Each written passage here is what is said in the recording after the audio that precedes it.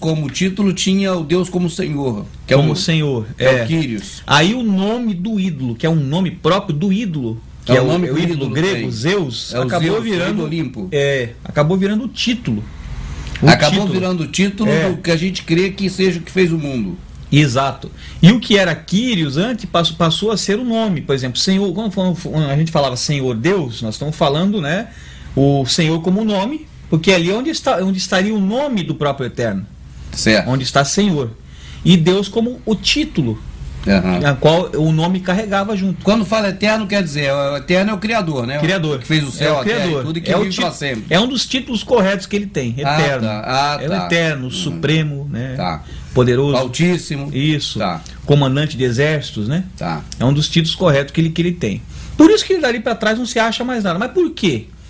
Porque até antes disso, ainda existia, digamos assim, ainda se usava o nome dele realmente no hebraico, né? Que não era bem o hebraico ali, na Septuaginta, porque a língua hebraica já estava toda já misturada, paganizada com a língua dos caldeus, pois eles estavam na Babilônia.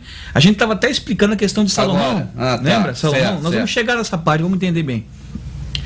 Quando teve aquele ecumenismo lá de Salomão, que a gente ele misturou tudo lá, as nações lá para poder crescer. E o império começou a se desfazer. O império que eu digo é o império de Yal-Shuru, Israel. Israel é um império. Israel se diluiu. Se diluiu devido a deixar entrar lixo para dentro da herança. Porque a ordem do Eterno foi o quê? Que Israel, Yal-Shuru é o nome verdadeiro, Israel é o nome de blasfêmia, né? Levasse a herança dele para os povos, não que os povos dessem a herança deles para Israel. Vamos dizer assim, Israel é um copo d'água pura. Isso. E aí você tem para pingar ali um remédio para barriga, um remédio para dor de barriga, qual o nome? Hepatovis, sei lá. Isso. Vamos dizer, hepatovis. Aí você pega aquelas gotinhas de hepatovis, vai pingando e vai diluindo na água. Isso. Quando vê a água está toda contaminada pelo remédio. Exatamente. Aí você toma aquilo, um laxante, tu logo... Exatamente. É isso. É mais ou menos por aí. Então, no lugar de Israel, vamos dizer, não contaminar, mas contagiar. Contagiado. O mundo? O mundo contaminou Israel. Eles foram contagiados pelo paganismo do resto dos povos. Certo. Na verdade, em vez deles purificarem os povos... Sim. A água limpa, limpar a suja. A suja sujou a limpa. Isso. Entendi. Foi mais ou menos o que ocorreu. Aí, então, ali... Quando houve... Aí foi o castigo do próprio Eterno, que eles foram, em seguida, alguns anos, foram entregues na mão dos babilônicos. Né? Logo depois que Salomão fez isso, realmente houve ali a começou a se desfazer, se dividir, se fragmentar já o poder que tinha ali concentrado, e em seguida eles foram entregues como cativos na Babilônia. Sim. Né? O que a gente conhece como o reino da Babilônia, Nabucodonosor. A gente falou um pouco dele no Apocalipse. Certo. Né? Então o que aconteceu? É aquela questão do mais forte e mais fraco, que a gente estava conversando sobre, comentei aqui da cidade onde eu moro, que a colonização é alemã. E a língua falada aqui até muito tempo depois da colonização, 80 anos praticamente, ficou sendo alemão. Mas aí veio a campanha de nacionalização que mandou que falasse o português. Porque vocês estão no Brasil. Daqui, certo. Vocês estão no Brasil. Aí o mais forte suplantou o mais fraco. Eles entraram lá. Certo. A Alemanha veio para cá um grupinho de pessoas, é que os brasileiros e a nação brasileira com a presidência mais forte falou, vocês vão ter que ir. E não se houve também muito interesse em manter a herança, porque quem tem interesse de manter a verdade, mantém a verdade, nem que seja com a própria vida. Sim. Né? Então, o que ocorreu? Eles entraram no reino de Nabucodonosor, que era a Babilônia, e a língua que é falada lá, nessa ocasião, qual é? O aramaico. Que é uma língua de origem cananeia, uma origem que veio dos caldeus, do Cananéia. Quer dizer, uma língua veio da descendência de quem? De Cã. Então, você veja, Cã é o filho amaldiçoado de Noé. Noé foi maldito. Isso, ele amaldiçoou o filho. Então, você veja que de Cã veio o reino do Egito, que blasfemaram o nome de Egito, que o nome do Egito é Mizraim, né? Mizraim, alguns falam, porque o hash é cultural às vezes, né? Mizraim.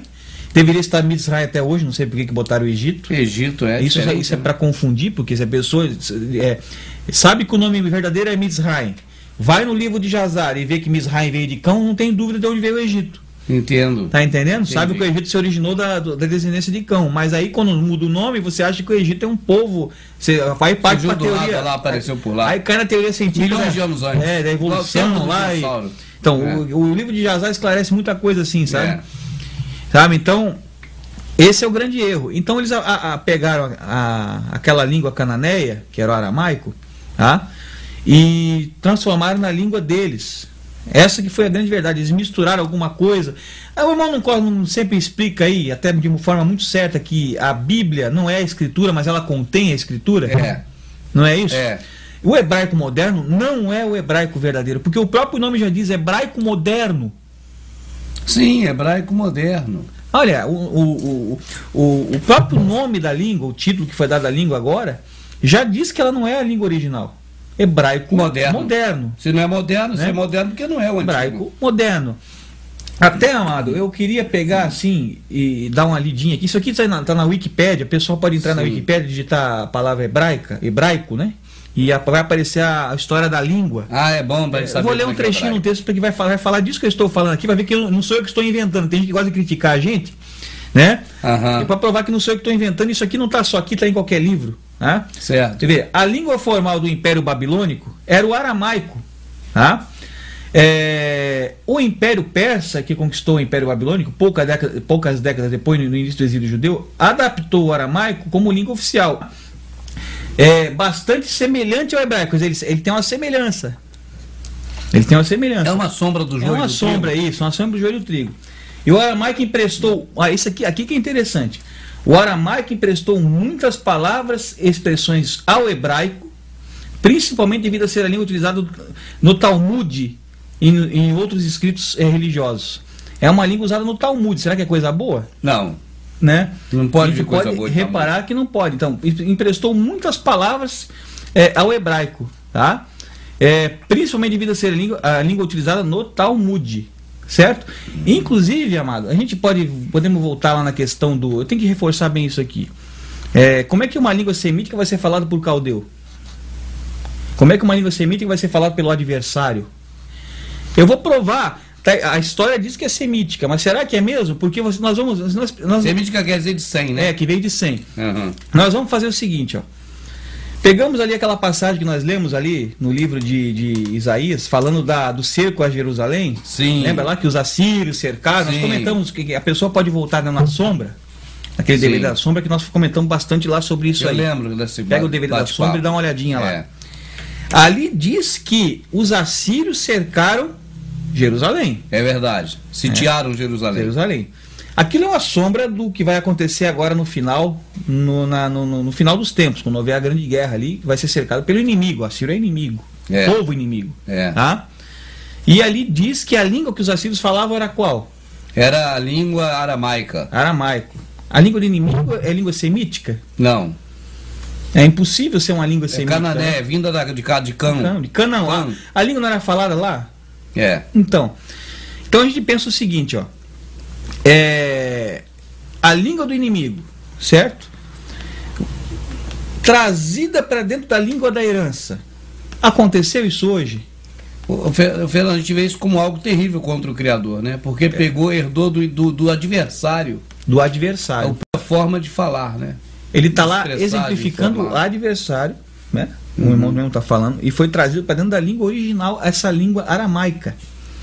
Hoje ainda Israel fala essa mescla aí de aramaico com... O hebraico moderno, ele é mais aramaico do que hebraico. O que se fala hoje? O que se fala hoje. Se for hoje em Israel, é isso que está falando lá. Basicamente é mais aramaico. Até porque o hebraico moderno, como a gente conhece, ele foi desenvolvido por um russo, né? Um russo chamado Eliezer Ben Yehudá, tá?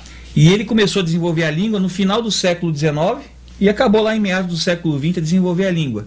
Será que essa língua é original? Não, se ele desenvolveu, é original dele, não do povo. Bom, o Eterno escolheu uma herança lá atrás. Ele falava nessa língua com aqueles que ele falou, porque todos aqueles que ele falou em algum idioma. Falou no idioma dele. Quando ele chegou lá para Paulo estava indo para Damasco para perseguir lá os do caminho antigo, né?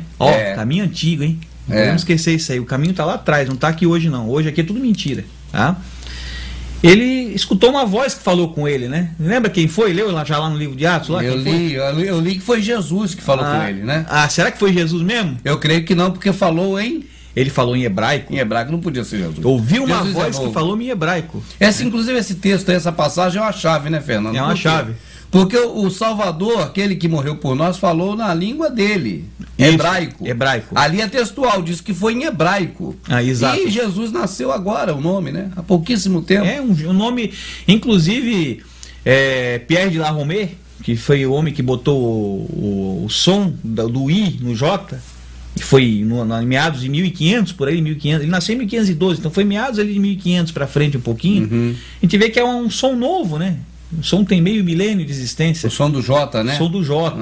Esse som de Jesus aí é um som novo, tá? Então, é uma coisa que não é impossível a gente aceitar.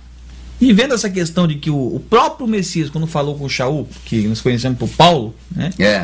Falou no ouvidinho dele lá, ouvidinho não, todos ouviram, né? Todos ouviram. Todos ouviram e ele na hora ficou cego, né? Falou em hebraico. Aí, como eu estava comentando agora, no DVD da Sombra, nós comentamos sobre aquela passagem que fala do cerco, né? Você estava falando do cerco. Eu lembro, Por que será, então, que lá durante o cerco, quando os assírios vieram conversar com o pessoal lá os que foram enviados ali para negociar com os reis da Síria... Talvez um tratado de paz... tentar negociar para eliminar o sítio ali e tudo mais. Um acordo. Os assírios começaram a falar na língua deles. Começou a falar em hebraico. Os assírios falaram assim: eu vou falar a língua nativa desse pessoal para poder facilitar a conversa. Exatamente. E a gente sai daqui com acordo. Inclusive, os assírios falaram o nome do Criador para eles. Eles ainda chegaram ao ponto de, para assustá-los, foi o próprio Criador, falando o nome dele. Entendo. E foi o próprio Criador que terminou. Que está me dando ordem de vir aqui e tal, e destruiu. Não era, ele estava só mentindo para poder, né, assustar. Mas ele falou isso. E ao mesmo tempo que eles começaram a falar em hebraico, o próprio povo da cidade pediu que eles falassem na língua deles, que era o aramaico, língua assíria. Não, fala na língua de vocês, o aramaico. Porque eu não quero que o povo dos muros entenda o que vocês estão falando, não percebam tudo. Entendi. Então havia, na verdade, ali um acerto, talvez, que fosse feito ali, que não fosse agradar a todos. Não fosse agradar a todos. Vocês querem ler essa historinha? Pega ali no livro de Isaías, lê do capítulo 33 em diante. Entendo. Tudo que eu estou falando aqui está dali para frente. Tá ali, é só pesquisar ali. Só pesquisar, vai ler. É bom ler que encontra até coisas mais ali. Encontra até mais coisas, depois ensina para nós, né? É isso aí. É isso aí. Então você veja, e a interessante é o seguinte: quando apareceu essa questão do aramaico ali, um pouco antes, quando já havia a ameaça deles fazer aquele sítio ali, o próprio Eterno falou que esse povo violento, dessa língua estranha e incompreensível, desaparecerá. Os assírios existem hoje? Não sei quem é, não. Se existe, está com Se existe, não tem nem remanescente mais, acho, né? Não tem, não. Acabou. E a língua? Era para ter sido morrido ali. Morrido ali. Mas quem que acabou pegando a língua para si? Israel? Infelizmente, amado. Então, Fernando, deixa eu ver se eu entendi. A questão até deles negociar escondidinho não vem ao caso. Isso é outra coisa. Isso é só para revelar. A questão ali é que existia a língua do inimigo. Do inimigo. A língua dos assírios. Assírios. É o aramaico. Exato. Exatamente, tá entendendo, isso entendi. Aí mesmo. Esse que é o assunto que a gente está passando aqui. Exato. Entendi. A língua dos assírios. A língua do adversário. E o próprio Eterno falou que ele ia exterminar o povo junto com a língua, porque a língua era incompreensível e estranha. Para ele não era a língua dele. Isso aqui não tem nada com isso. É algo que o Criador não viu com bons olhos. Aí eu digo, será que é uma língua semítica realmente? Não pode ser semítica, porque eles não são semíticos. É uma língua cananeia, vamos dizer assim. O Eterno ia falar isso de uma língua que viesse da descendência de Sem? Não diria que é estranha, que é incompreensível. Não falaria nada mal. Exatamente. Porque é a língua do povo dele. E ele falou que ia destruir o povo e a língua. Mas quem que, em vez de fazer com que aquilo desaparecesse de uma vez, acabou abraçando para si? Então, na verdade, se ele vai destruir o povo e a língua, o povo dele vai lá para destruir o povo e a língua. O povo destruiu o povo, mas não a língua. Acabaram que eles destruíram foi o povo. Destruíram o povo. Fizeram igualzinho Saul, matou o pessoal, salvou as vaquinhas. Matou as pessoas e salvou as vaquinhas. Você vê que tudo aponta para uma coisa. Mataram o povo, mas trouxeram a porcaria junto com eles. Pegaram a língua. Hoje, para quem duvida, nós vamos passar uma tabelinha na tela, que nós vamos ver que o alfabeto do hebraico moderno é o alfabeto assírio. Então hoje se fala a língua do inimigo. A língua do inimigo no povo que foi escolhido lá atrás para levar a verdade aos povos. Aquele povo mesmo que tem na bandeira o símbolo do inimigo também fala a língua do inimigo? Exatamente, fala a língua do inimigo. Aí, como isso aconteceu no antigo